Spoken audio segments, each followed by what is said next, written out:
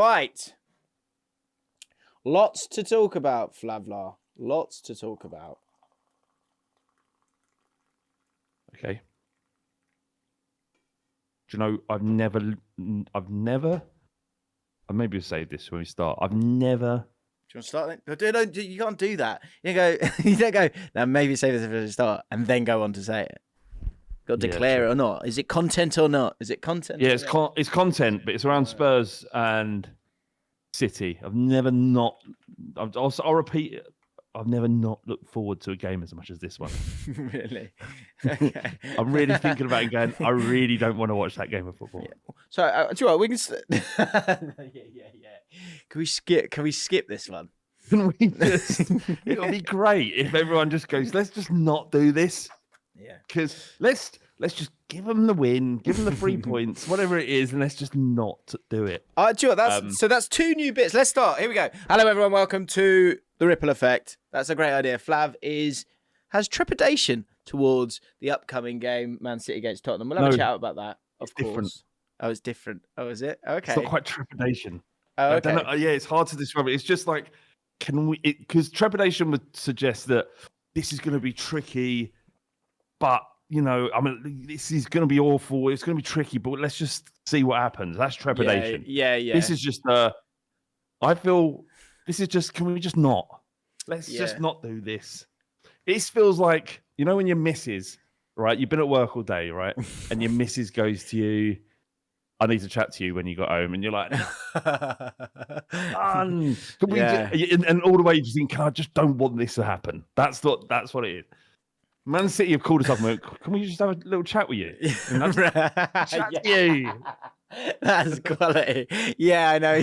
That's so good. Yeah. No. Well, tell me what it. You just want to know, don't you? I just want to know what I'm going to get. As in, like, so you're going have the 3 points. You can have the 3 points. At least I know that you're getting the 3 points and that it's not a massacre here. I don't have to go through the chat. Like, if you're going to leave me, leave. Let's not do the chat. Okay. If your missus says I need to talk about this, just go, get all your stuff. Let's just not do the chat. Yeah. Is it a bit like the pang that you feel when you're getting close to the weekend? You're quite excited about the weekend because you've got nothing on in your mind, and then your missus goes, "Oh, we're seeing Jeff and Judy on Saturday night. Oh, we've had that in the calendar." And there's that pang of like, I don't want to do that. I don't want to talk to them. He's so bored. He doesn't like football. Yeah. What am I supposed to talk to him about? I don't want to do that. That's it. That's spending 4 hours with Jim and Judy. Okay. You're Jeff and Judy, all right. Jeff and Judy. Freudian slip there, sadly. I was going to say, in terms of that trepidation, I have been thinking of a new bit. And first of all, and it could be 2 new bits here, because first of all, like a new rule in football. So say you were allowed 1 game a season. You're allowed 1 game a season to skip, but that team could be only skipped once. Yeah. Okay? Do you see what I mean? Yeah, yeah. So because everyone would go Man City, wouldn't they? Well, a lot of people. No, Liverpool. I'll go Liverpool. We beat Man City a lot. Okay. As Ben says in the comments here, is that the last time we lost 3 on the bounce, we went to City and won. I remember the game, but it's Liverpool way. We never win at Anfield. Why are they all angry with you, Jim? Like, people don't know, we're talking to the patrons. If you want to watch this podcast live, you can become a patron. You can watch it live and get involved in the comments. But the comments right now, a lot of anger aimed at you, Jim. They said you let them down. I'm confused. So am I. I don't know. So yeah, as Flav says, the Patreon is popping off right now. People seem to enjoy the over 130 mailbags that you could go back and enjoy. What? You said you introduced it as the ripple effect. Oh, no! Wow, he's out of order. Not only have you let them down, you've let me down. Did I? Wow. Outrageous. I'm with you guys. Let's revolt. How do we do that? What does a revolt look like? Oh, dear. Oh, no. Ooh. Success has gone to his head. Is this the too many successful formats, I presume? That's what that must be. Do you know what this is? I hate it when that happens. Do you know when you got so many successful? You would know. But you know when you got so many successful formats. And this is like calling your wife a different name. That's what that feels like. I did that. You've just called me Ben Haynes. Wow, let that go. The You've called me Ben. subconsciously, I chose you over Ben Haynes. I kind of didn't give up until you'd forgotten about him. You didn't give up until what? Didn't give up on what? I didn't give up letting you know what you'd done and how out of order it was until eventually you stopped talking to him because you didn't want to upset me anymore. Yeah, I had to make a choice. I did that once actually. I sort of was getting with this girl, and I think I was rebounding actually, if I'm honest. And there was another girl that I actually really liked, and her name was Laura, and we were walking to a park, I presume, and as you did back then, it's when teenagers were teenagers. You know what I mean? Yeah, you go to the park and finger.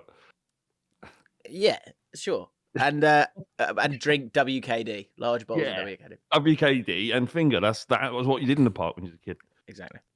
And yes, well, so Tom, that's quite scary that you know that. But so I turned to her and said, Laura, and she got a bit funny, and then I did brilliantly, quickly, in panic mode. So actually, this is a good bit for the podcast as well. What have you done in panic mode to get yourself out of trouble? That panic mode can be very special. And anyway, in panic mode, I went, oh, God, I do that all. My sister's called Laura. My sister's called Laura. So good work. Nice. Sorry. Nice. Was that okay? And she went, okay. But she knew that I'd sort of been flirting with a girl called Laura for a bit. Anyway. This is sort of filtering into mailbag chat, which you can, if you become a patron, listen to every week. As I say, we used to dream of 500 patrons. We are up to 615 patrons. Life is good. Me.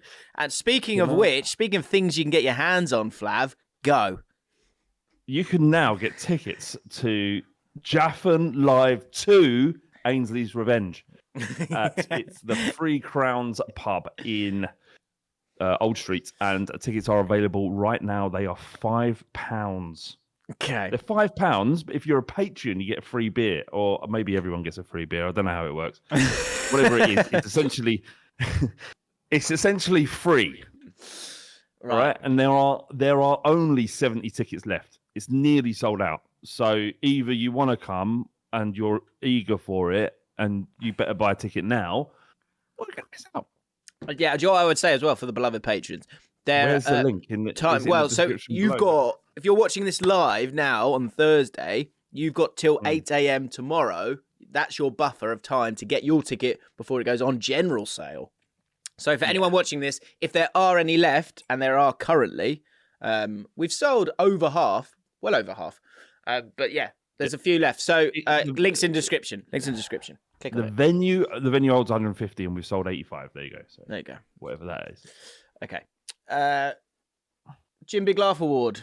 And then we'll have to talk about... Oh, yeah, that was the other idea, was the skipping something. But also, we've always sort of... Well, we naturally started to ban our own audience, didn't we? A couple of years ago, which feels counterintuitive. But I think there's a sort of bit of push-pull theory there that I think some people like. It's sort of like abuse, isn't it? It's like sometimes it works. Yeah. It's like... That's not something I do. I'm just saying... as an analogy that people could understand. Right. Yeah. Anyway, Big Jim Laugh. Let's get it wrong. Jim Big Laugh Award. You are, and just to be clear, you're listening to Jaffin. Ollie Hughes said, this made me laugh, so I guess I had to check it out here. He said, hearing Flav call Jim a little lesbian whilst James was explaining how he felt emasculated by receiving a text addressing him as a lady, maybe spit tea on my monitor. So cheers, lads. Here you go. That was the last minute of the podcast, though, and another reason to stick around. And also, other reasons to stick around, we have an Ainsley in the Wild. We have an incredible Ainsley story as well. And we've got some... the mayo versus mayo and butter debate rages on. And some good Samisms in there as well. And also, a couple of people have told us what they could eat a lot of. So... why would you not stick around?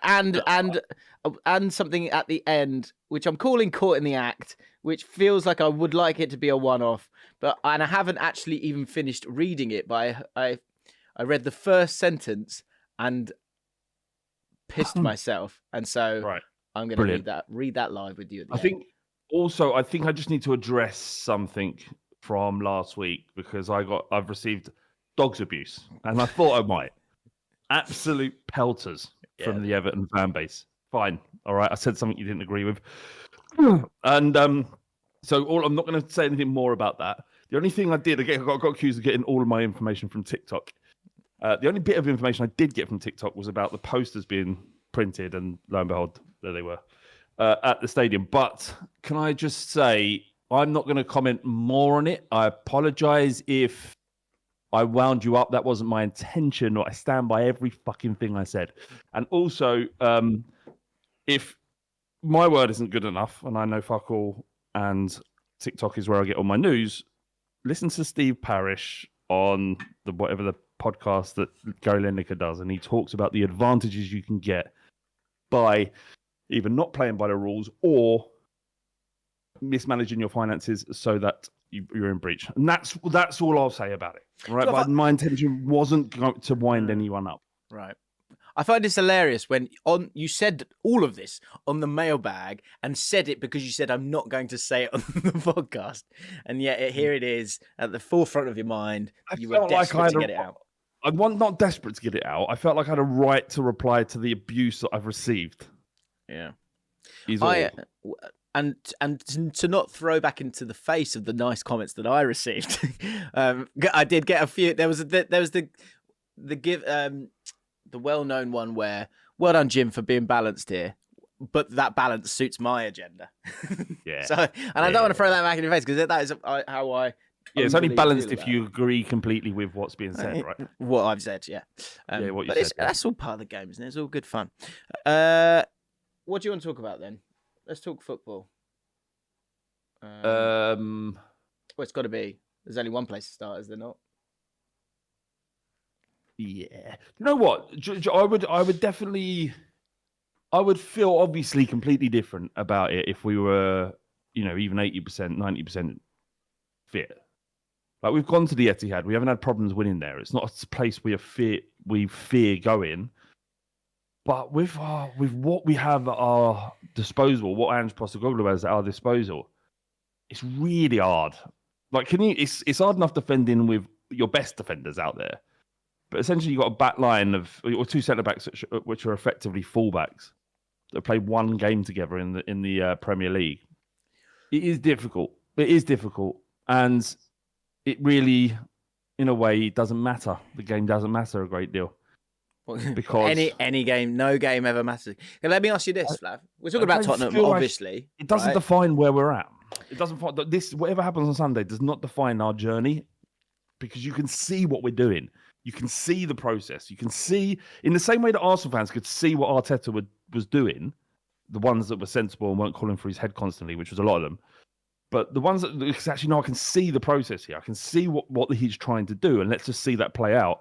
It's exactly the same here. You can see it's there for everyone to see the way he wants to play football, but you cannot legislate for what has happened. Like our starting lineup against City this weekend is one that I would never have dreamt would be possible. In a bad way. Yes. I would have thought there's something horrendous would have had to happen in order for that team to be played. It's crazy. Can someone clip that up and just take it out of context and go, over-optimistic Spurs fan, Flav, says he couldn't have dreamt such a team being put out on Sunday. Yeah. I know that the thing with Ange is like, look, three defeats on the spin. Ange is like, but Ange is loved, isn't he, so much? But could he? Yeah, isn't it? Could he get the sack? No, absolutely. How many games? How many games? Actually, wait. First thing, Man City. How heavy a defeat? Nothing. But could we see one tweet of he's got to go tonight? Could we see one? Will we see one? There won't be one. No. One dickhead on Twitter tweeting. Yeah, definitely. I'd love Even to if we see draw, there'll be someone. If there is one. I want to see who. Keep an eye out, guys. Who will be the first to turn on Ange? If you lose, what are your games coming up? There were Spurs fans. What are your games coming up? Because you've got Man City. Then what? Do you know? West Ham. Oh, London derby. You don't do well in that, do you? You never do well in that. No, I can't remember what games we've got. We're just looking at it's like the spectre of Man City's on the horizon. You can't look. Right. Well, Look, it doesn't matter. It doesn't. Well, it does matter because 5 defeats on the spin if you lose to West Ham and to Man City, right? Then you play Newcastle United. 6 on the spin. 6 on the spin. How many games? No. How many games you got to lose to lose his job? 15. Bollocks. And when does it turn though? But when does the milk turn sour? To use your phrase. Because it's not. No, that is Claude. RIP's staying. I didn't make that up. That was him. I miss Claude. Yeah, it was a shame. Why have you said that after I'm just trying to? How can I now talk about man? No, okay. Let's move on. Go on. Yeah. I mean, it's fucking horrendous. It's a sad thing, and we met him several times, and he was lovely. He was lovely. That's it. Here you go. Milk turns at 7, says Ossian Evans. 7 defeats. The milk turns. Yeah, but none of these people are Spurs fans. So what they're saying is loaded in agenda, which I respect. Because I do that all the time. But can I answer the question? Can I answer the fucking question or not? 15 defeats on a row. That's what it would take to convince me that it just wasn't happening. It doesn't matter what happens in these games, James. Tottenham cracks. Because no manager of any club could properly compete against Man City, against Newcastle. Well, Newcastle would be an interesting one because the injuries have stacked up similarly. But we said in order for Spurs to do well this season, to mount a title challenge, we'd have to have 0 injuries. Since that, we've had everybody out. Like Bentancur's started his first game in 9 months, is now out for another 3. You've got Van der Ven out till January, Maddison out till January. You can't legislate for this stuff. You've got Richarlison, even when he was fit, looked like he was injured. Generally, the shittest player I've ever seen with my own eyes, I think. Maybe it was an injury. You can't legislate for this stuff. You've lost the best. There's too much gone wrong in order to blame Ange Postecoglou right now. Where would we be? Ben Lavin. So Ben Lavin says Ange's milk is in the freezer. Would you agree with that? Yes, I would agree with that. It's beautiful. Okay. That's really well. Can I just address David Hyman? Higman, my bad. So Flav calling for F's head, Ten Hag's head. He's only 2 points behind Ange. The fact that you're 2 points behind us and we're in this injury crisis is amazing. There's a different conversation for different clubs. We are at the start of something. You watch, you wait. See what possible. Just a little baby. You watch where Spurs are in a year from now. Couple of transfer windows, not being dealt the hand we have been dealt. We will be fine, and whatever happens in the next 10 games is irrelevant to what Postecoglou will build at Tottenham. I have the faith. Some people are saying in the chat he's got no plan B. Tottenham cracks. Well, cracks was the cracks would suggest that we were complete. We were always shallow. He was wobbling away. Okay. What would his plan B be at this stage when you're trying to entrench a philosophy in your team, in your players? This is the way we have to play to win. This is the way we've always played.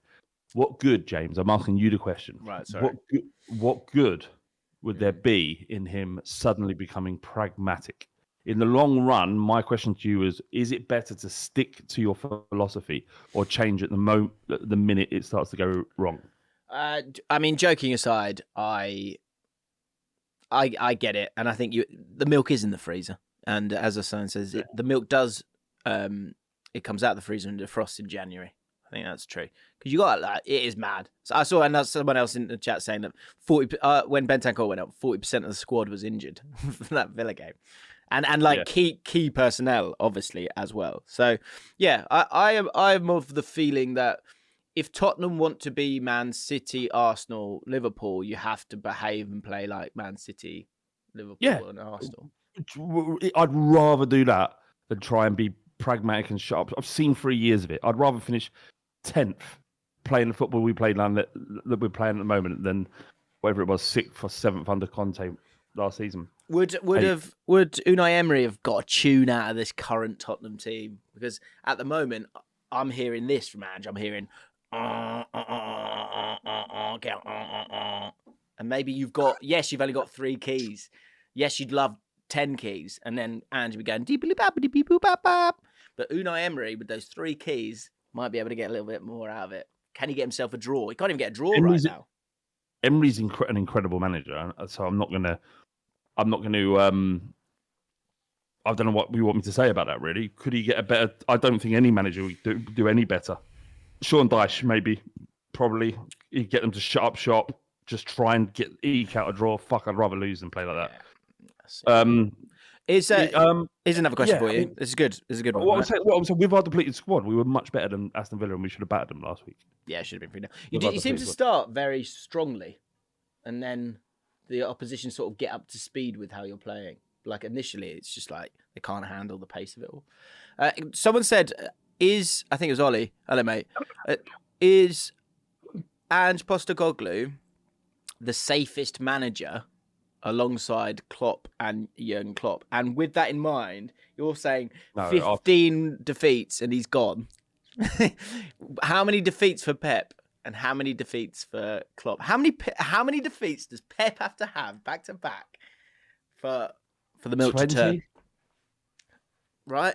Yeah. 20. Because I think what would happen... You know you'll get it right eventually. Yeah. You just wait. You're about to be patient. Exactly. Same with Klopp. What are you going to get is better. Arteta, Klopp, and Pep are obviously the safest managers. Even Emery, you would say Emery as well. Well, I was going to say Emery's an interesting one because Emery, you could suggest... I think they turn quicker than they turn for Ange, I would say. Do you think? Yeah, I think if Villa lost 10 on the spin, I think they'd start to wonder. Do you know I've been peddling this narrative of Arteta? You know, maybe Arsenal need to be a bit more ambitious and have Arteta as your manager. Give him all that money and he's delivered nothing, right? That's my thing at the moment. So how else can I wind Arsenal fans up? All right, well maybe this will work. Yeah. But is there a genuine question that like should they be looking for someone who knows what winning means? Well, Ten Hag's got a good record of winning for Man United, doesn't he? Ajax. Well, no, his record for Man United, bizarrely, is quite good. No one's banging on about. Oh no, he won the League Cup, didn't he? That's true. My bad. I just think like if they had the opportunity, are they stitched in now with Arteta? If an amazing manager came up, would they have the bollocks to get rid of him? If Klopp started flirting or Pep started flirting with Arsenal, would they swap? That's a good question. Have to, right? You'd have to. That's a good question. I don't think they would. It'd be interesting to know how Arsenal fans feel about Arteta right now. As in, like, of course they're with him, but do they love him and enjoy him as much as other fans love their manager? Now, this is like love. You know, love comes and goes, right? You have sort of strong moments with someone, or my love for Fuentes right now, fucking through the roof because the guy's got something. But if he starts to get a bit aggy, I'll be like, all right, mate. Relax.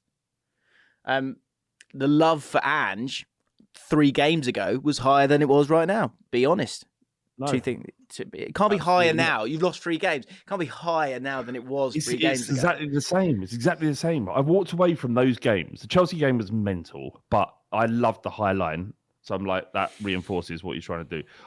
Look, bizarrely, right? I have the mental aptitude and willingness to look beyond simply the result of a football match, because there are fucking thousands of them every season.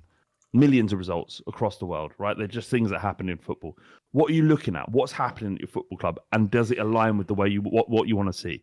And if that is the truth, results will come. You can't look at what's going on right now and be too disappointed. It's not. He just doesn't have the squad to deal with what's happened. I don't. Even if we did, but I do think this is interesting. This element, right? That I think Ange is more lovable than Arteta. But I would probably, if I had to, and they then did this like bizarre theoretical, this hypothetical football IQ test, I would say Arteta is the smarter manager than Postecoglou. But like you need both. Obviously, like we've lost Terry Venables this week, And the thing with him that people were talking about a lot of the time was the fact that he was tactically so ahead of his time, but also had incredible mad management, right? And I think, okay, you can have a 60-40 either way, and that's fine, but you do really need both. And well, I would say to you, the evidence would be for me is that before this injury crisis, we were top of the league, 1-8, drawn 2, undefeated. And to me, that's a good start. There's a plan there. There's something that's happening. Like, I just want to read this out to you. Perisic out for the entire season. Bentancur now, having played one game, effectively is ruled out till February. Van der Ven ruled out till mid-January. Maddison, mid-January. Sessegnon hasn't played a single minute of football, mid-January. Solomon, mid-January. Richarlison, mid-December, which is almost like a worse that he's coming back than he's staying out. And then obviously you got we don't know what's wrong with Pape Sarr now. He's out. We've got no midfield. We've got no defence. So what's the team at the weekend? I don't fucking know. This is what the team. Give me your team. Give me your team. All right, my team. Obviously, goalkeepers Vicario. You have a Doggy, Porro. I do miss that with football. Davies, centre back, who's actually done all right. And then you'll have Emerson Royale playing his second game ever as a centre back at Man City. And then in midfield, you'll have Basuma's back from suspension, but you likely Basuma will have to play in Sarr's role or Bentancur's role. You'll have Højbjerg as your holding midfielder, who just doesn't fit the system. And then you'll have Lo Celso.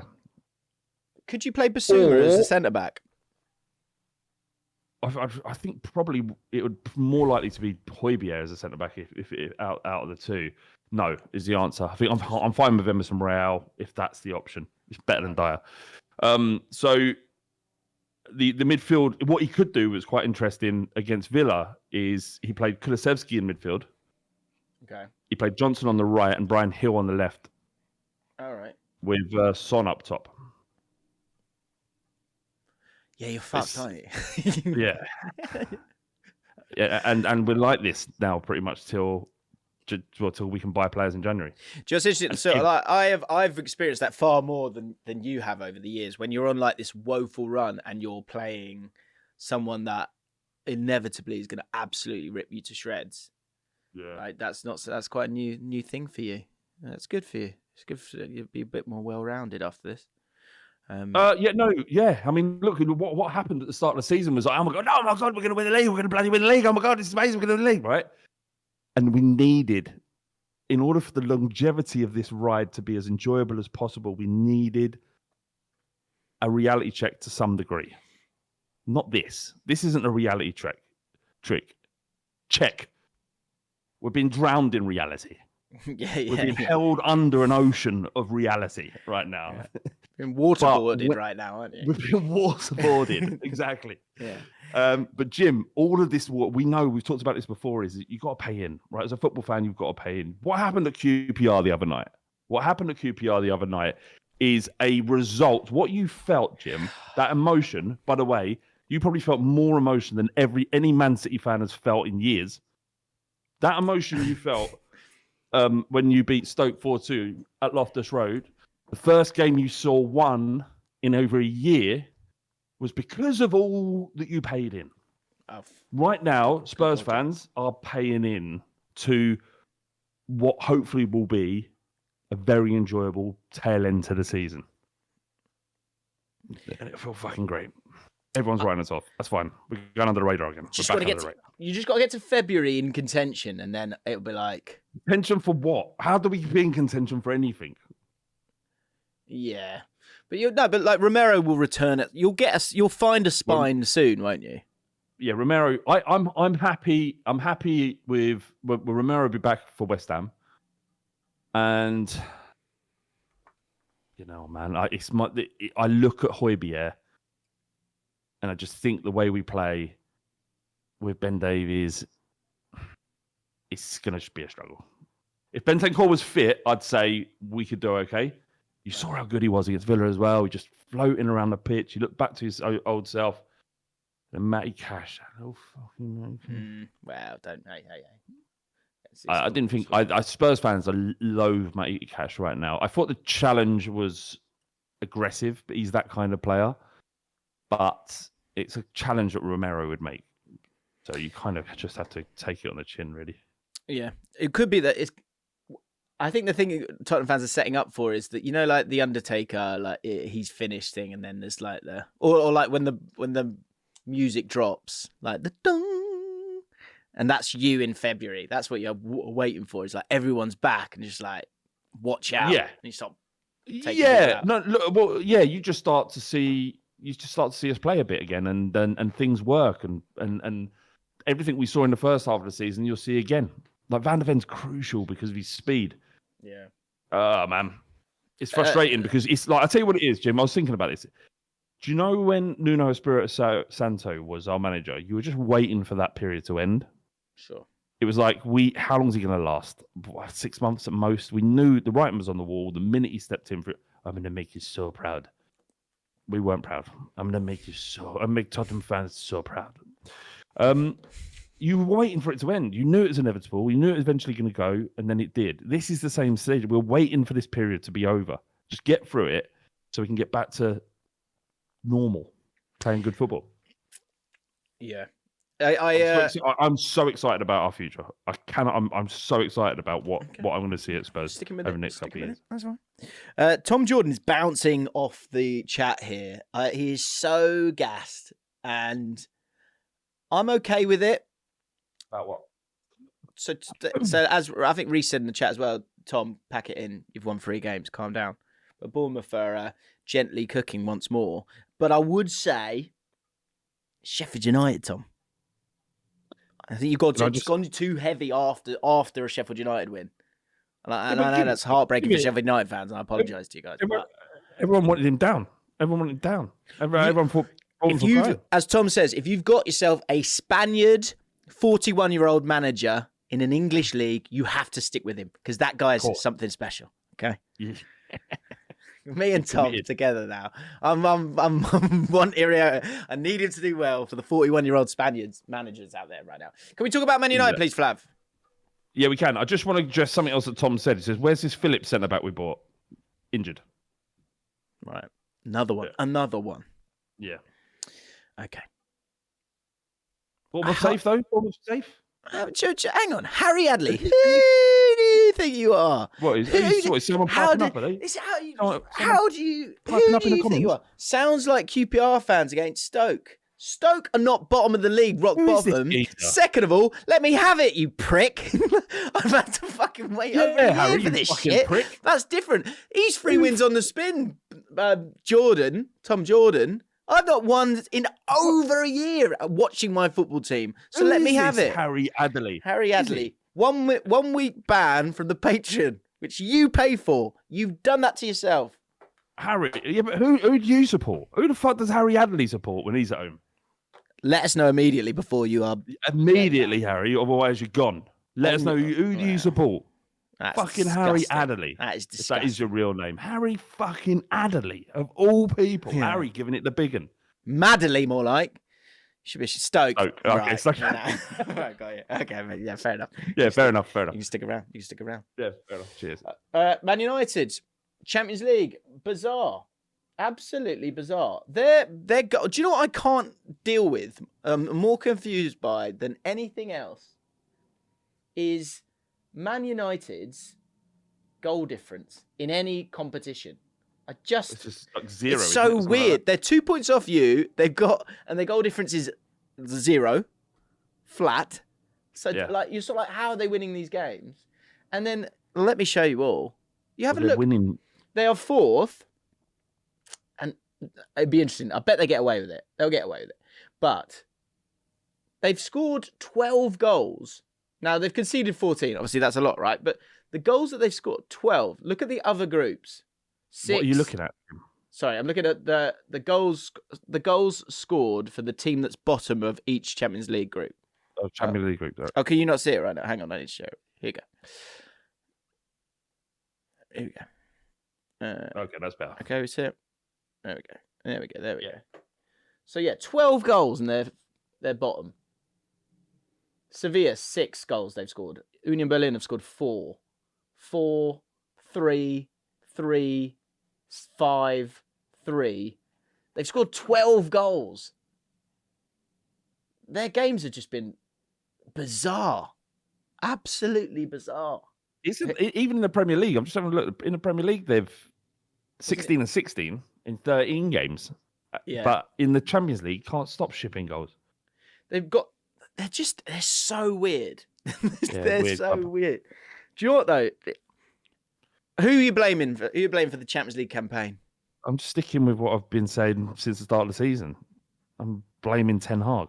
You blaming him? And yeah, blaming Ten Hag and Onana and generally the overarching transfer idea that they've put in place hasn't worked.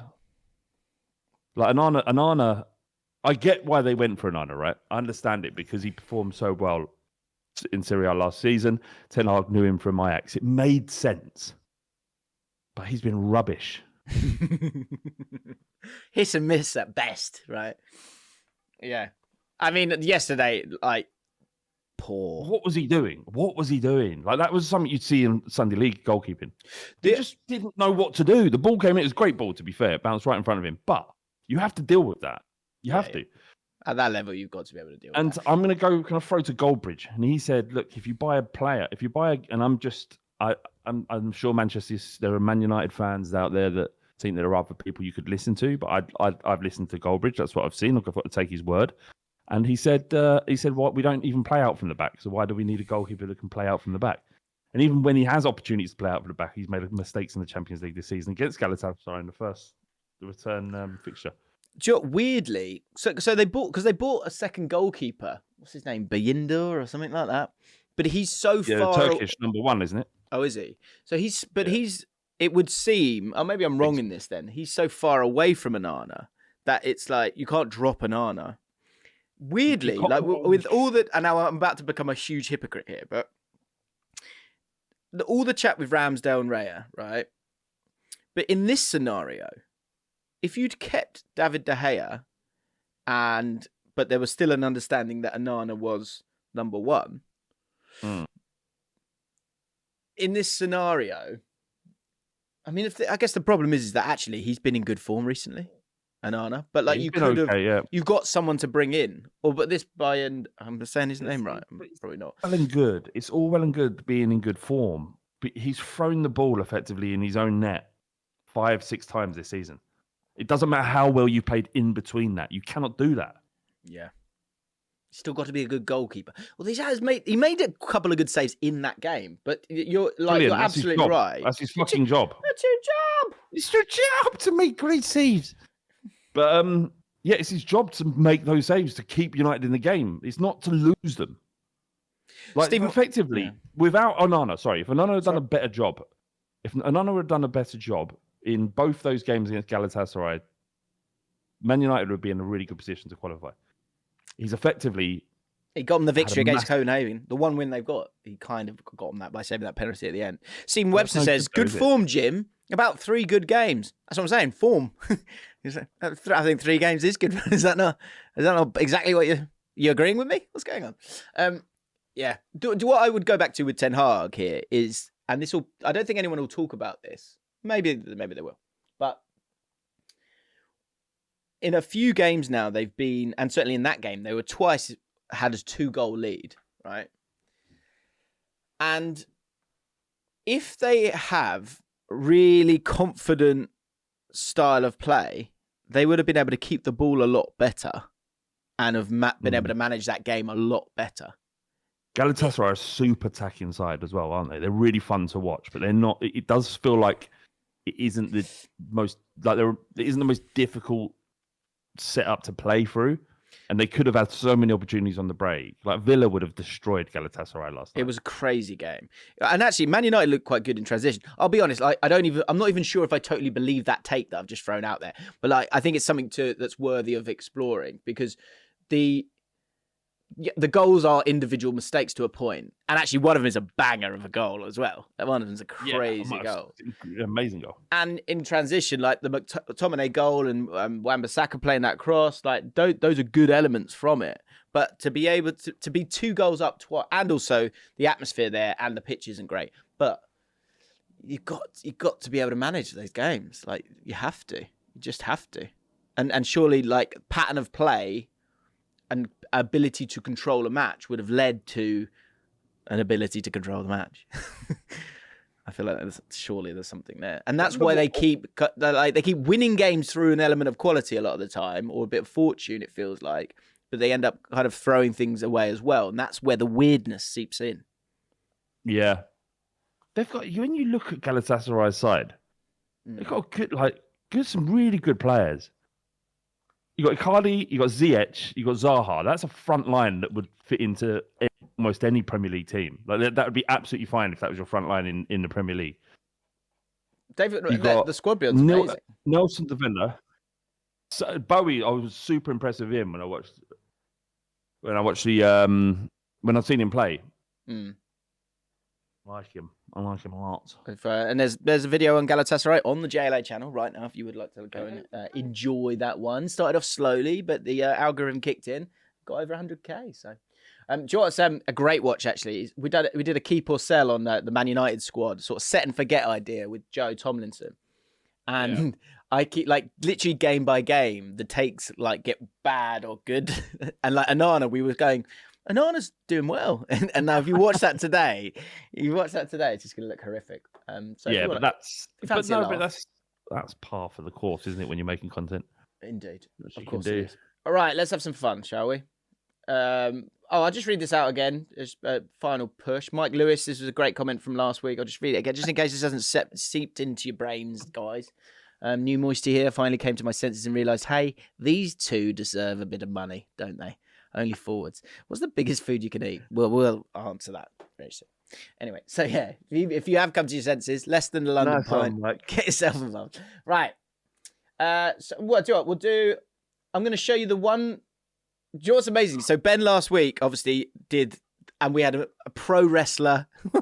We had. You're talking about the Ainsley celebrations. The Ainsley celebrations. Sorry, yes, and my mentions really calmed down after that because I think people have gone, right, I've done it in a nightclub. They don't want ones in a nightclub anymore. No, we've gone to a new level here. Yeah, we've seen the nightclub ones. We're not, I mean, we appreciate everyone. What is this? So, what I will show, actually, I will show you one from a nightclub actually first, because what made me laugh about it, and you'll hopefully be able to hear it, is it's not that great. It's not that great.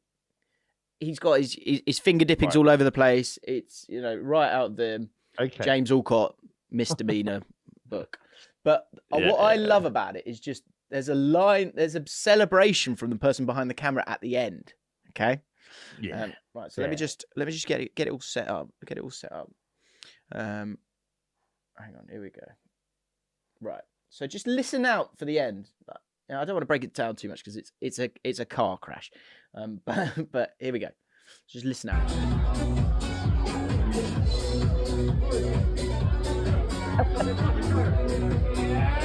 Can you hear it? Yeah. Right at the end there. It's just it's just that little bit of fellow slug support that I think you need when you're trying to do an Ainsley. That was horrendous though. He didn't feel that finger first in, finger back. He's a little bit he's not sure. Yeah. But he's got that backup from his friend. And he has said he's disappointed though. He has said he's disappointed. Has it? What, in the chat is he? Is he here? Yeah, he's there just underneath it. It says, I'm disappointed with myself. Oh, right. The finger lick before the taste. Before the taste was suboptimal. Yeah, indeed. Absolutely. Right. So, yes, this is Double A. So, Double A Football has his own channel. He was appearing on the United stand. I'm going to try and mute it. So, oh, no, I can't. Well, we'll just take the hit, see what happens. So, this is the day after the Everton victory, the 3-0 victory. I've gone to the wrong camera there. Don't worry, guys. Here we go. So, this is the call-in show, and Double A's on there, and he said, "I've got." He messaged me, and it was like a little envelope sliding across the table. He went, "I've got something for you," over Twitter, and he sent me this. Here we go. And brought him back in, and Masterstroke, I've and he seen was it great. before. What did you think of his overall performance before getting to the callers? Yeah, honestly, yesterday I have to say, Kobe Mainoo was. Wow, that is a level of. Yeah. That Do you know what to say? The commitment is outrageous. That is insane. Yeah, the That's silence insane. is deafening for a bit It was of it. so quiet. It was so quiet, and he's taking his time with it. He's taking the Yeah. and the lady he's with doesn't have a fucking clue. No. That is brilliant. Do you know Can I what's- see it again? Yeah, because do you know what saves it? And I don't think you were still caught up in the pain of the silence. And I would imagine that at some point during that, he's had to bite down and keep calm because he was in panic mode himself. But Do you think he was? He looked so calm. But that's what a great entertainer does. He deals with that panic mode and keeps it within. And then the look to the camera at the end is absolutely crucial in this because he goes, might not be sure about this, but I am. And then he gets the laugh from the lady. Before you go again, Jim, he even turns to an imaginary shelf, which he didn't need to do. Because it added, it adds everything. Time. Yeah. But it added time, it added pressure, and it added, and for the viewer who doesn't know what he's doing, it means nothing. Yeah. But to us, it completes it. It's 100% accurate, Ainsley. Yeah. And do you know what also, I think you can't see this because it's behind me, but you can see the time. 4:03 p.m. He's been thinking about that all day. So to be able to provide that conviction in the moment is huge. And do you know what I love about it? The execution was so clean. Everything about it was perfect. He studied, and his execution was a 10 out of 10. It's beautiful. Let's see it again. So let's see it again. So wait for the look to camera, and then you get the laugh. Without that, this is horrific. What did you think of his overall performance before getting to the callers? Yeah, honestly, yesterday I have to say, Kobe Mainoo. Sorry. Do I haven't noticed there the giggle to himself? He knows what's coming. Just listen for the little giggle to himself. Yeah, honestly, yesterday I have to say, Hang on. And he was great. What did you think of his overall performance before getting to the callers? Yeah, honestly, yesterday I have to say, Kobe Mainoo was. He's flicked it. He flicks it as well. Cooking last night, honestly. That is one of the greatest. He's celebrating to himself. Hands clasped. Celebrating to himself. Great work, Double A. That also is. There's a hands clasp, but it's also, I think there's an anxiety there as well. Because he knows he's gone big. He's gone big, mate. That is superb.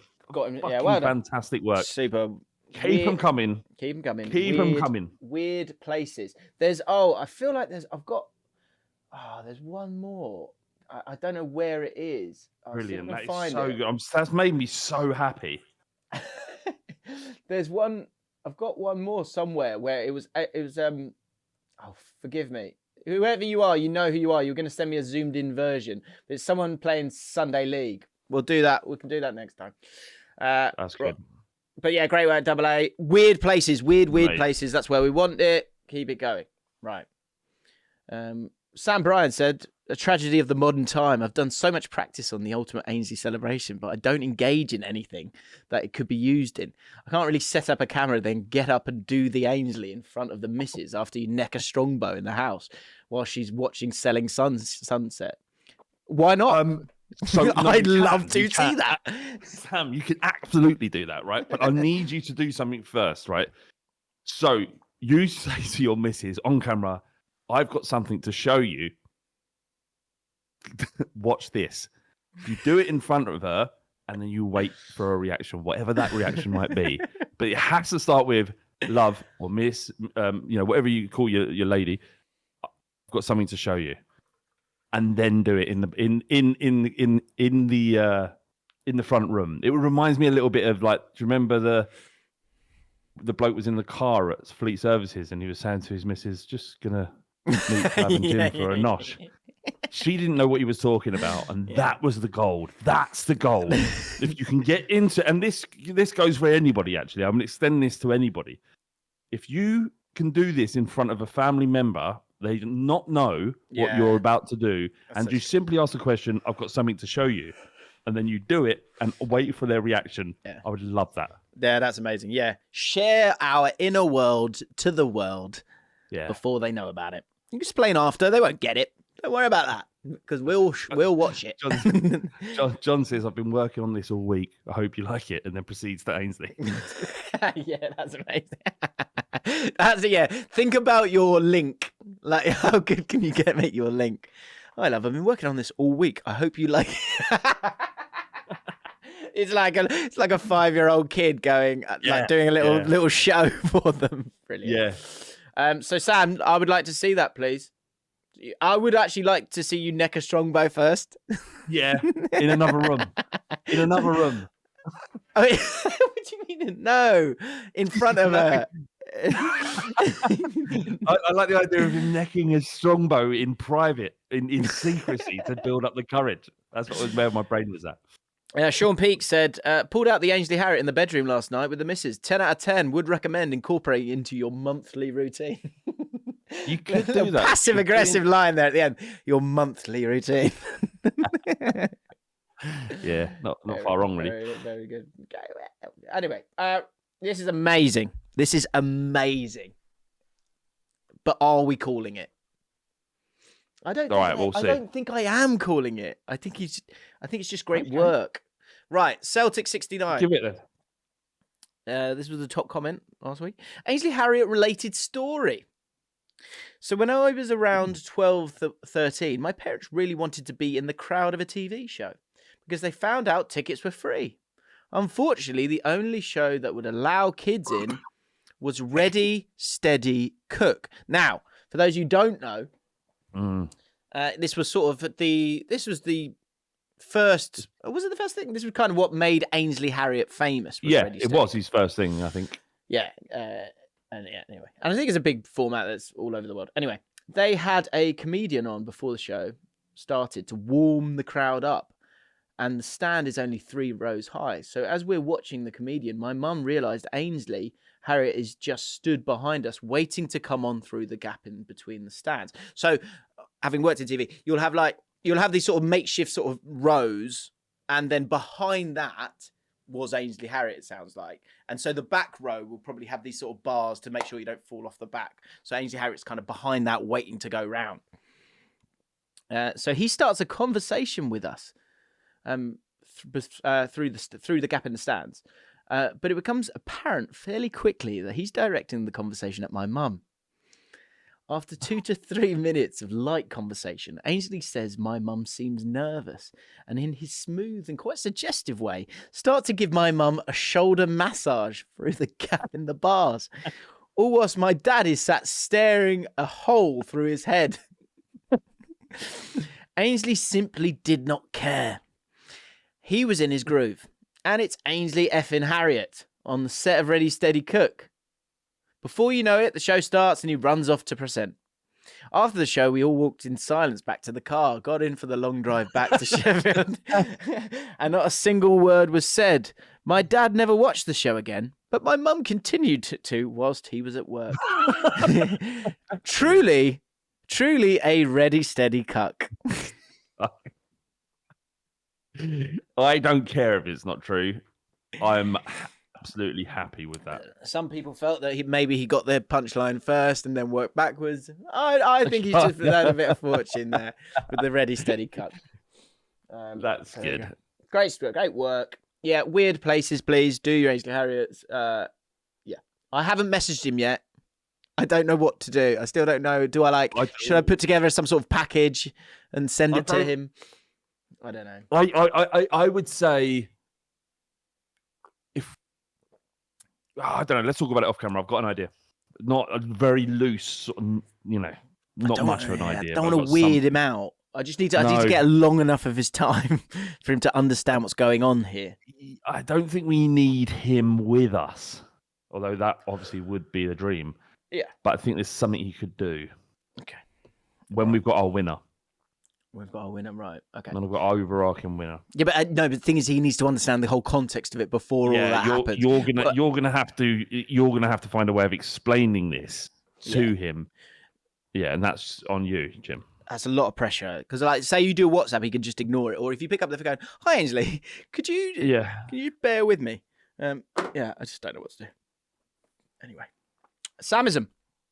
Couple of good Samsons from the weekend. Matt Robson said, Samson for you gents. I was watching Darren Bent on Filthy Fellas. He described a player as a cold-faced assassin.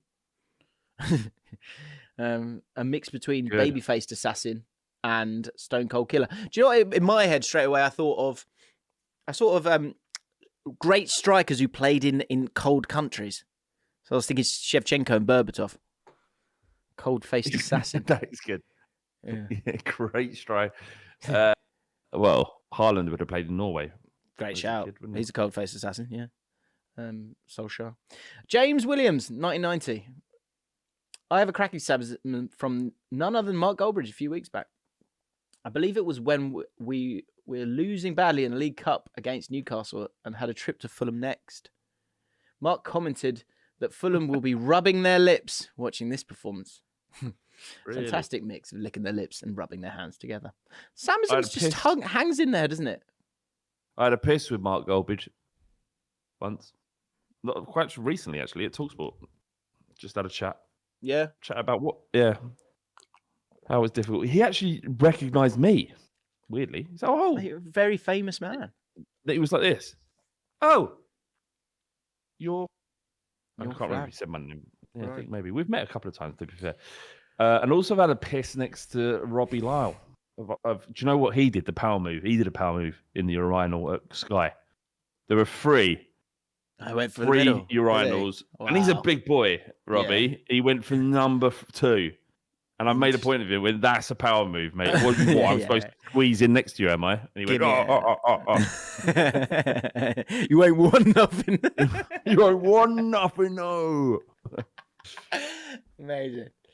On the actual ripple effect, Adam Boltwood said, and I agree with it. He said, Arsenal Fan TV is the most influential thing to happen to media in the last decade. I would. Yeah. I think that is a correct statement. It's huge. Okay, unwritten rule. Oh, no, this is a couple of weeks ago, but it's something to keep an eye on because I think it is true, but I haven't seen it yet. Unwritten rule. It will always take Alan Shearer more than one attempt to successfully say "in the back of the net" in his match of the day analysis. It always is in the back of the net, and I think that's true. I feel like that's true, but I haven't seen it yet. I haven't noticed it. No. Okay. Last couple so watch Match of the Day for the last few weeks. You have or you haven't? Nah, I never watch it with Spurs. Yeah, I quite enjoy it. Right. The Mayo versus Mayo and Butter debate rumbles on. A few different ideas on this. Jacob Smith said a very important part of the Butter versus Mayo debate is being overlooked here. Not only does butter develop the bread, as Flav said eloquently, it provides a protective barrier that prevents whatever is in the sandwich from leaking into the bread and causing it to go soggy. It's a very good point. Great point. These past few weeks of mayonnaise-based lunacy have really made me question my views on James as a man. Perhaps it's finally time the pod moves over to Flav's channel. Well, there hasn't been a video in about 4 weeks, so don't do that. Okay. I just fucking hate it, Jim. I've tried, and I just fucking hate it. Really? I can't tell you what it is or why. The minute I sit down to record, I want to shoot myself in the face. And don't know why. I think it's because this feels wholeheartedly about you, whereas most things that you do, there are other people with you, so it doesn't have to be about you. I can bounce off and hide if I need to, right? I think that's it. And it's tough. It's tricky. I think a lot of people have that problem. I definitely had that problem for a while. Archie, but now of course my ego's just gone ridiculous. Yeah. So I'm like, I'll always, like you saw, we worked together at the start of the week for something that'll come out soon. First question, what was my first question? Which camera's mine? Yeah, good. Yeah, and then I was like, and where's my second camera? And they were like, you haven't got a second camera. And I went, what? Not enough money. Okay. Anyway. What is this? Yeah, where's my second camera? Where am I supposed to look at? When someone says something weird. Archie Ansell, I can't help but feel Flav missed a golden opportunity to demonstrate our point, our in capital letters, when sausage sandwiches were mentioned. I think Flav you got into panic mode with the examples you used last week because you went for meat-based sandwiches and you don't eat there's veggie options. Veggie options. There's a veggie sausage. Anyway, it's the same. I mean, sausage sandwiches were mentioned. If you have ketchup/brown sauce with the sarnie, you also add butter. No, of course. Therefore, if you have mayo, you would also add butter in said sandwich. That's what you're Great saying. point, Archie. Okay. Well, how do you? Because these are pretty much calling you a mug. How do you react to that? I think I do think I think in the first one, I think there's something in the sogginess. I think that's interesting because I think as long as if I had to keep a sandwich for the day and have it later on, that's always been I've struggled with that a little bit, and maybe the butter barrier is a smart thing to do, and I think I will take that on in future. Yeah, good. Jack Kirby, why is mayo the only sauce to be used as a butter substitute? For example, in a sausage sandwich, which is spelled Sosij. I love that. You wouldn't on the internet, some people spell beans as Beens. Beans. Sausage and beans. I love it. You wouldn't give the responsibility of holding the sandwich together to the ketchup brackets or brown sauce if you like. If you like. No, I'm not having slander on HP. I'm not having slander on HP. Sorry, I don't think I'd read that properly. Or brown sauce if you like.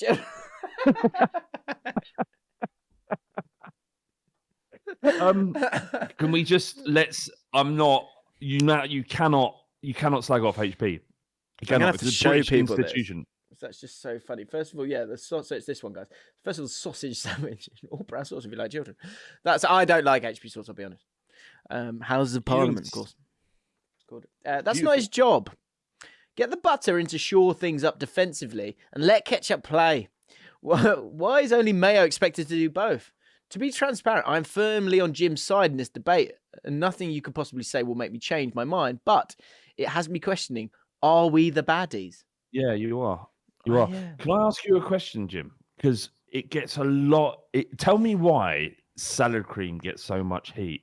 It gives me the ick, salad cream. I've never touched it. It makes me not cringe. Yeah, it makes me gives me the shivers, salad cream. It's seen as like the pauper's sauce, I think. Yes, salad cream. Yeah. Go on. I think there's so much stuff you can put on a salad that improves the salad. Like, you could have, there's a million dressings that you can put on there that make it better. Yeah. Pour loads of gloopy salad cream all over a salad.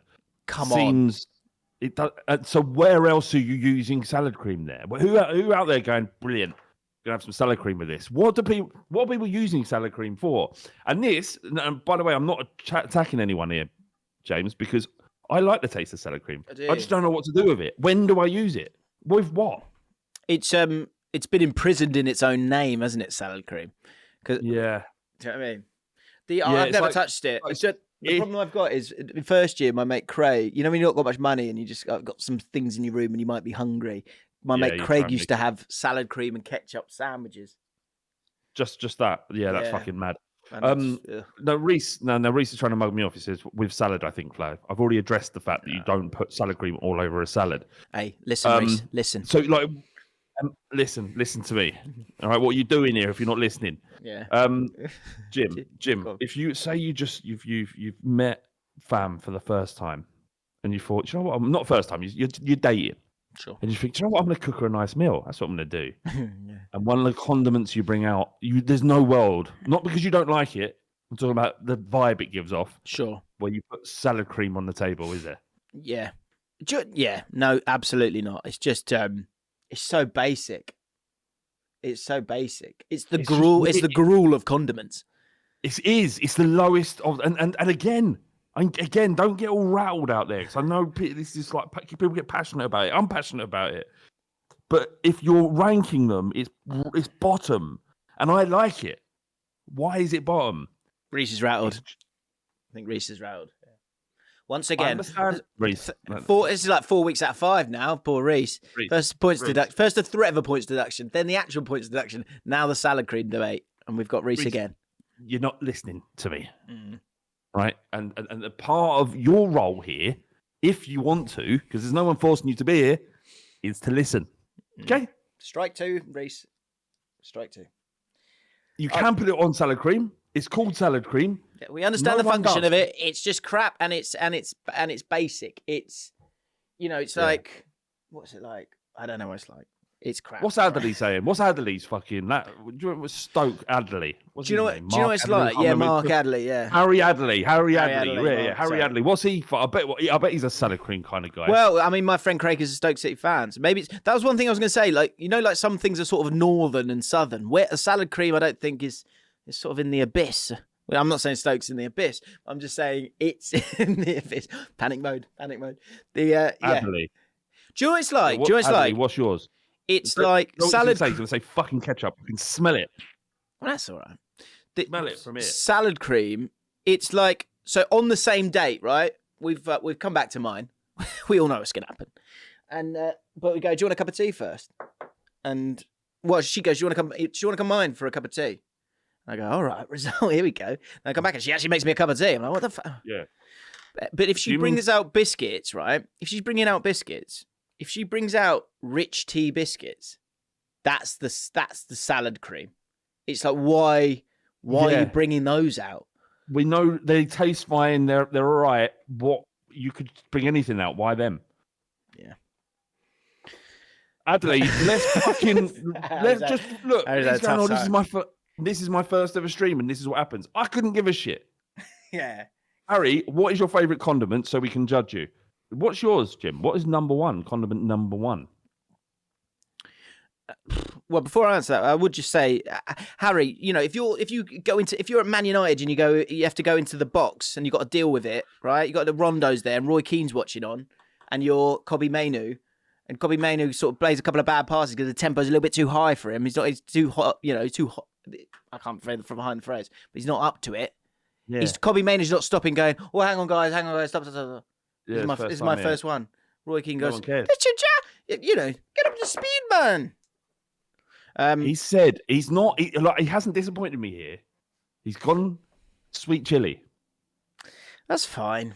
It's fine. That's yeah, fine. That's it's fine. solid. It's to a point exotic in the condiment world, I would say. Yeah, I mean, it depends what you need, doesn't it? Different things. I will throw something out there, and I'm not even sure if it's a condiment here, but what it will do is blow your mind if you purchase it. Is aubergine pickle. Oh, get that with a curry. It's unbelievable. It's unbelievable. Aubergine pickle, yeah. Yeah. Okay. I like mayo. I like English mustard, but it depends what I'm using it for. I love English. So if you're having a roast, right? Do you have English mustard with your roast? Mate, most meats, if I can have English mustard with it, I'll take it. Yeah, get it on there. Horseradish is the same for me. Fucking love horseradish. I like it when it really feels like I've been punched in the nose. Yeah. Can I just quickly? I remember Flav, right? Flav didn't have a true understanding of sushi, but when we were at Wall Street, and he went and got it. And I don't know if people know this, but if you have wasabi with sushi and soy sauce, you're supposed to put the wasabi in the soy sauce, mix it up, so you've got a slightly more spicy thing. It dilutes it though, doesn't it? But Flav would just like put a dollop of it on the sushi and go. I mean, you could see him go in tears. And I was like, Flav, you don't need to. You're supposed to just pop it in there. And he was like, no, I just like it when I like it when eyes watering. I like it when it hits me. It is there. It's right there. Reggae sauce, Thomas. I'm going to give you that as well. That's good in terms of all the sauces. That's strong. Do you know what? Is there a debate here where barbecue sauce, for me, I don't want it anywhere near a pizza. I want it sort of possibly with chips, possibly with nuggets. Or a burger or something. Yeah, but again, not in the burger. Like, I might want to dip it in the burger for a second, but not on the burger. I'm not a child. If you've got a cheese, but barbecue sauce is in barbecue and salad cream is the kind of they're in the same bracket, aren't they? You're a fucking pet. You're a fucking, you're a child. Yeah. There were so many things I could have said. Well done. Look at him evolving. Tarangina says garlic mayo. Probably the great Domino's garlic dip is. You're talking about the sweet, mate. Do you know a lot? I saw on in TikTok, funny enough. The big dip, sour cream. What is the flavour? With the green lid? Yeah. I think it's garlic. Isn't it garlic? It's a garlic dip, no? Right. I don't know. Garlic and herb dip. Someone has said it's garlic and herb. That's that has as many calories in that dip as it does the pizza. Yeah, I know it's bad. It is great. It's scum. is scummy, but it's when you're hungover. Yeah. There's nothing better than that first bite of pizza. It's the sort of third slice where you're just thinking, "Fuck, I feel shit now." Asian Evans is great. Barbecue sauce is a number 10. Needs the right system. As in, like, that's so good. Does. You can't just plonk it. You just can't plonk it on anything. It just needs to be the right system. Spot on. Great. Yeah, that's okay. Here we go. New bit. If a condiment is a footballer or, more importantly, a position on the pitch. Yeah. What is it? What is it and why? Yeah, amazing. Good stuff. And the debate on this, Jamie Stone says mayo is the most important part of a BLT, which is where you went horribly wrong last week. Also, you should try mayo and peanut butter. Jamie, why don't you fuck off? I'm Canadian, and I heard some Americans do it. I tried it out, and it was delicious. Listen to me for a second, right? The vast majority of our audience isn't America, and we don't have peanut butter on fucking everything, okay? So the only people that eat peanut butter are like 8-year-old kids here. Right? There's no adult out there that goes, well, we're going to have some peanut butter. No one does that, all right? No one eats peanut butter. When's the last time you had peanut butter, James? The other day. Really? I have it on toast. I quite like it on toast. What, every morning? Every morning, like once in a while. Do you know what? Can I just say something about peanut butter? Go on. In terms of, if you want something sweet, it's actually quite healthy. It's like peanut butter's great. Yeah. Are you having a conversation with yourself here? Like, you just basically said how bad it is, and then you've gone, do you know what? I'm always ready to reframe and move around. You're malleable. You're malleable. Yeah. You're a number 10. Yeah, exactly. You're a number 10 yourself. No one said Marmite. Marmite is fucking banging. I love it. People say peanut butter with Marmite is a thing as well, which I've not been brave enough to try now. Yeah, jam and peanut butter's great. Yeah, if you want to up your Marmite game, you want to go for the truffle version of Marmite. Taryn Gina, jam and peanut butter in a sausage sandwich is actually a thing. What are you fucking talking about? Similar idea to satay. Satire, more like. You nutcase. No pun intended. Chicken. Right. Food you can eat a lot of. Max Morris, on the topic of foods you can eat a lot. When I was younger, around 13, 14, I used to go for Sunday dinner at my nan's gaff. It became somewhat of a tradition to give me lots of roast potatoes. I became obsessed with them, besotted by those little roasted golden nuggets. One Sunday, I was challenged by my family to see how many I could eat, alongside an actual roast dinner. This is a 14-year-old lad. I ate 26, and it is probably my most impressive accomplishment to this day. It's still talked about most Sundays. I've never attempted it since. Smart. Bro, mate, I could smash road, but we need to address something that Harry Adley, bear in mind, this is his debut stream. He's been attacked. He's been attacked. He was nearly out, wasn't he? He was nearly out. He's nearly out. Went to VAR, got rescinded, he came back. Yeah, and he's absolutely pulled a worldie here. He says, ketchup is the Rashford of sauces, purely overrated and loved by children. That is a belter. That is superb. Amazing. So we've got some. I've got new Twitter channel for JLA and different things, right? And if you do me a favor, guys, if you are watching this, please go and follow those because we're trying to build them up as quickly as possible. And I know the guy who does it, Chaz. You know who you are, obviously. He will have just seen that and go, "That is a Twitter thread." So we need to get players that are sources, because that will soon be a Twitter thread on the JLA Twitter channel. So yeah, that's I can see it all whizzing in his head right now. Periola said a bit late, so probably won't get seen, but I reckon I could eat 30 rashers of bacon. Okay. And Creative American, addictive food, and I thought this is bang on. Salted peanuts. I honestly reckon I could plow through a bargain bucket's worth. At the end of each mouthful, you feel like you never want to eat peanuts again. But about 3 seconds after finishing that mouthful, you crave more. Dangerous game, though. It just sits in you like grout down the toilet. This is so true. And do you know what? I don't ever buy salted peanuts. I never buy them until Christmas. And I sit on the sofa like a fucking little fat pig. And I eat as many as I could possibly fit in my belly. I love it. That's like that. Oh. That's the problem. You do this, Jim. You go. Do you shake them up and from in so you can get the salty, and then just one. I've managed to engineer a thing, right? So I've got like this, like a dispenser. Yeah, hand defender, right? And I'm just doing this, which is a bit suspect, but fuck it, I love it. Like that, and just go, and then one goes in every time. One goes in. Give him a little shake and no one. Perfect. Why are you shaking it? Get the salt in. Get the salt in. Get them all evenly salted. That's hilarious. I've never thought I'll give that a go, but Yeah, give it a go. It's good. It's like yeah, I will. I'll give that a go. if you want. That is getting clipped up. Give that a go, Jim. Oh, all right. What? So what? It's all salty and lovely. Yeah, Probably will give that a go. salty and lovely. Yeah, big like salty and lovely goodness. Do you know what the problem is, especially at Christmas, with salted peanuts? The problem with salted peanuts is, around Christmas is they're in little bowls in every room.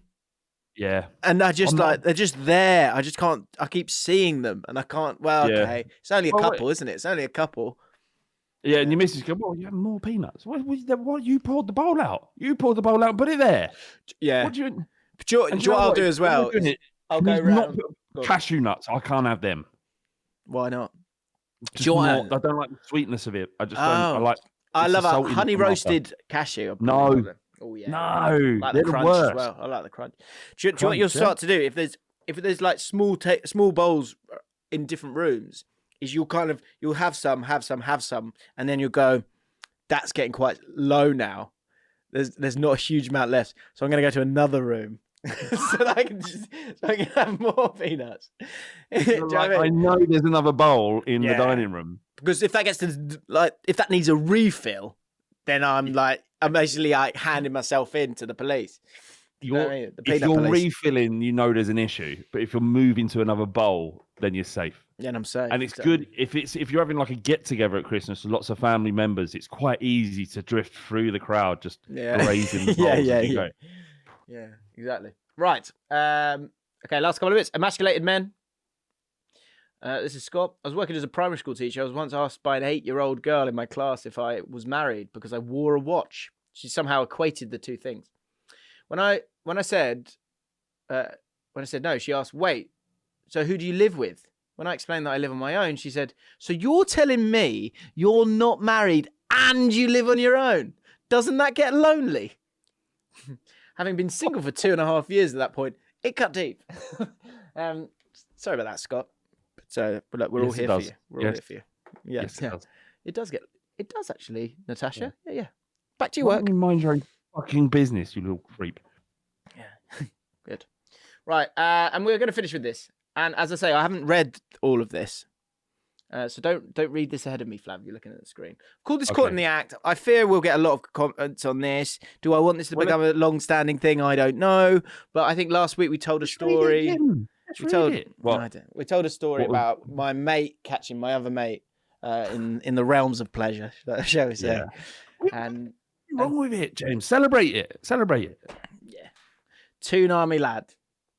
So this is what maybe put it in the running order, and I haven't read anything of this, but this is good. I like this poetry. Right, you ready?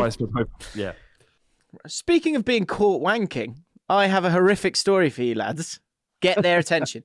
It casts back to a long day after school, one that deserved one being rubbed out to make up for how lackluster the day was.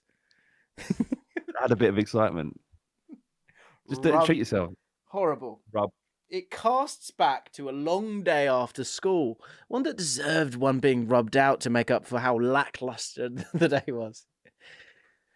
Good day. No, actually. Incredibly lackluster. I'm going up to my room immediately to rub one out.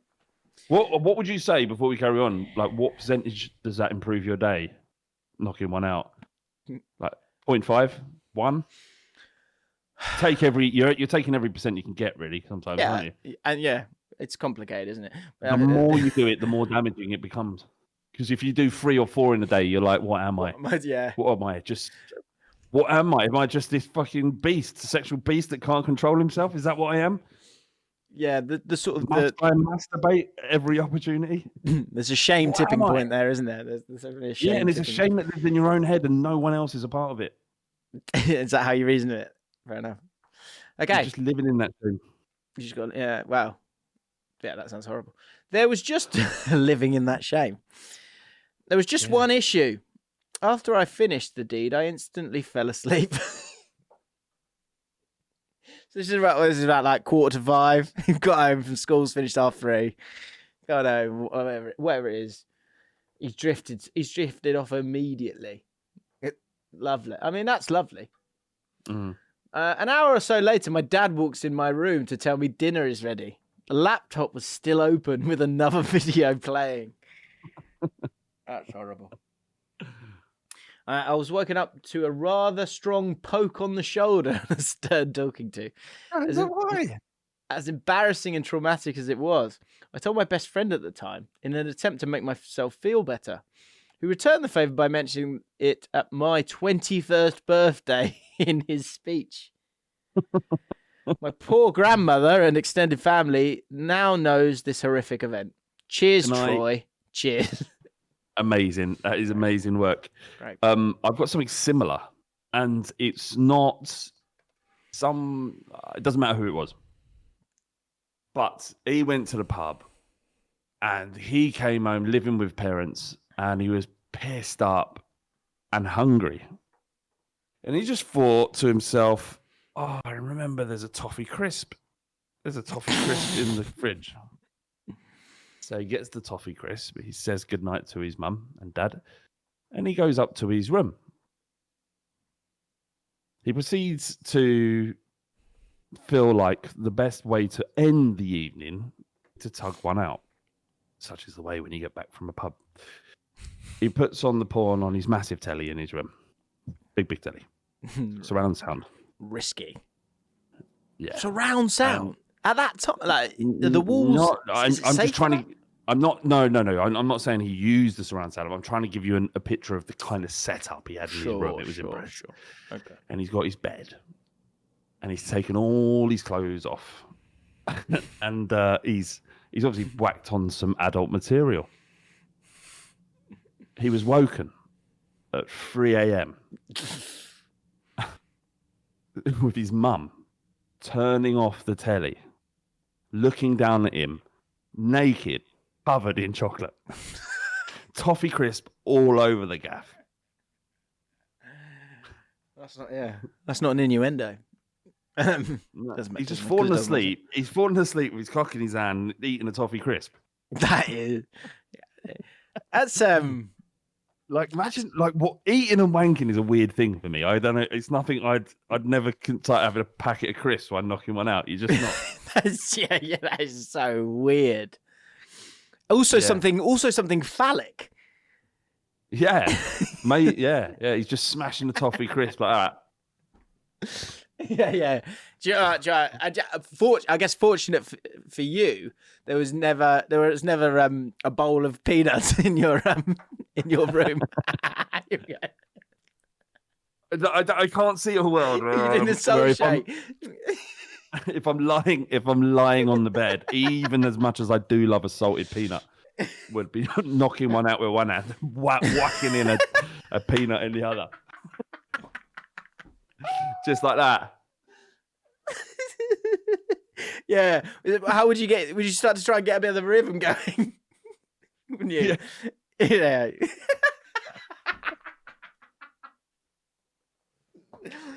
Fabulous. Fabulous. Yeah. Right. Should we end there? Yeah, let's end there. A different kind of happy ending this time. Right. Stephen Webster says, burning the candle at both ends. It's what I don't understand, right? Is that he thought he was so drunk that he couldn't finish the toffee crisp, but he thought he could finish a wank. Yeah. Had he finished the wank? Or was he incomplete in both? I just think he was just. I think he was probably found with a flaccid penis and covered in toffee crisp. We can only hope. Yeah, we can only hope. Right, and on that lovely bombshell, if you would like to be a part of the Moist Slugs and our Patreon, 132 mailbags there, and obviously join us live. As you can see, our patrons are a part of the chat at all times. Then you can do so by clicking the link in the description. Less than a London pint, I can't remember how much it is, but it's definitely not more than £5. I think it's £4. Yeah. Get your tickets to the live show. Also, if you've got any ideas for the live show of what you would like us to talk about, that would be great. Or any good questions, maybe as well. We need to figure out the running order. That would be great. You know that the massive part of this show is the comments, right, and the community. So if you can become preloaded with questions, with whatever they might be, and all bets are off. No one's recording this shit. All bets are off in a live show, I'd imagine. Very true. So whatever you want to ask, then you can ask. Absolutely. Yeah, exactly. That's a good point. Yeah, we can go further, can't we, in the live show? So it's going to be a great night. It's going to be great to see all you guys. The first one was honestly one of the most special things for me, just because it was just so great to see you all. And yeah, it's just fucking ace. So it's going to be great again. So get involved. And we'll be watching some sort of League Cup quarter-final as well, won't we? Yeah, I think, Chelsea Newcastle, was it? I think something like that, yeah. So watch the footy as well. If you have hot hands, don't touch Flav.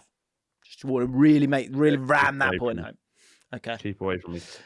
Right, guys, have a great weekend. Speak soon. All the best. Cheers, Goodbye. Bye-bye.